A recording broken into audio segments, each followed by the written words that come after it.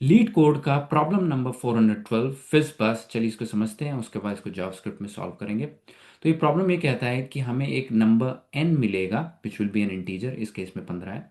हमें आउटपुट देना है एन एरे जिसके अंदर n नंबर ऑफ एलिमेंट्स होंगे। यहाँ पे 15 है तो 15 एलिमेंट्स होंगे, और वहाँ पे हमें काउंटिंग डालनी है फ्रॉम 1 to 15। और उसके अलावा एक रिक्वायरमेंट ये है कि अगर कोई नंबर डिविजिबल बाय 3 है तो वहां पे आएगा फिज। अगर कोई नंबर डिविजिबल बाय 5 है वहां पे आएगा बस इंस्टेड ऑफ द नंबर। और कोई नंबर जैसे कि यहाँ पे 15 आना चाहिए था, 15 divisible is divisible by both 5 and 3, तो यहाँ पे आएगा फिज बस। चलिए इसका लॉजिक समझते हैं। अब इसको सॉल्व करने के लिए हमें एक इनपुट मिला है n = 15। हम एक लूप चलाएंगे फ्रॉम 1 to 15। हर नंबर पे जाएंगे और चेक करेंगे क्या वो नंबर 3 से डिविजिबल है या नहीं है, और 5 से भी चेक करेंगे 5 से भी डिविजिबल है या नहीं है। हम यहाँ पे मॉडुलस ऑपरेटर का इस्तेमाल करेंगे। अगर वो दोनों से डिविजिबल नहीं है तो as the number itself will be the output. 2 के केस में भी 2 विल बी द आउटपुट। 3 के केस में 3 इज डिविजिबल बाय 3, आउटपुट आ जाएगा फिज।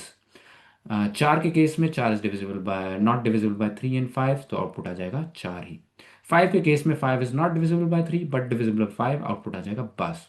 सिमिलरली आगे चलेंगे, और जैसे ही हम 15 पे पहुंचेंगे, 15 is divisible by both 3 and 5, तो आउटपुट 3 की डिविजिबल की वजह से फिज आएगा, 5 के डिविजिबल की वजह से बज आएगा। कंबाइन करके फिज बज आउटपुट हो जाएगा। चलिए इसको कोड पे करके देखते हैं।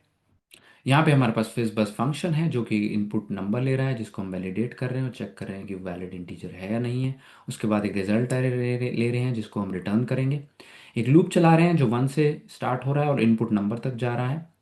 हर नंबर के लिए हम चेक कर रहे हैं कि क्या वो नंबर 3 से डिविजिबल है या नहीं। अगर डिविजिबल है तो आउटपुट के अंदर अपेंड कर रहे हैं फिज। अगर वो 5 से डिविजिबल है तो आउटपुट के अंदर अपेंड कर रहे हैं बस। अगर दोनों से डिविजिबल होगा तो आउटपुट के अंदर दोनों चीज़ें आ जाएंगी, फिज एंड बस भी। फिर उसके बाद रिजल्ट के अंदर पुश कर रहे हैं। अगर आउटपुट है तो आउटपुट को, अगर आउटपुट एम्प्टी स्ट्रिंग है यानी कि ना वो 3 से डिविजिबल है ना 5 से डिविजिबल है, तो हम आई को ही, उस नंबर को एज अ टू स्ट्रिंग करके अंदर डाल रहे हैं, एंड देन एंड में हम रिजल्ट को रिटर्न करवा रहे हैं। इस कोड को जब हम चलाएंगे 15 के लिए तो हमारे पास एक एरे का आउटपुट आएगा जिसके अंदर फिज बस एंड फिज बस तीनों वैल्यूज ही होंगी जहां पे होनी चाहिए, अदरवाइज नंबर होगा। अगर इसको इन डेप्थ समझना चाहते हैं तो पूरे वीडियो का लिंक डिस्क्रिप्शन में है, वहां से आप उसको चेक कर सकते हैं। Thank you.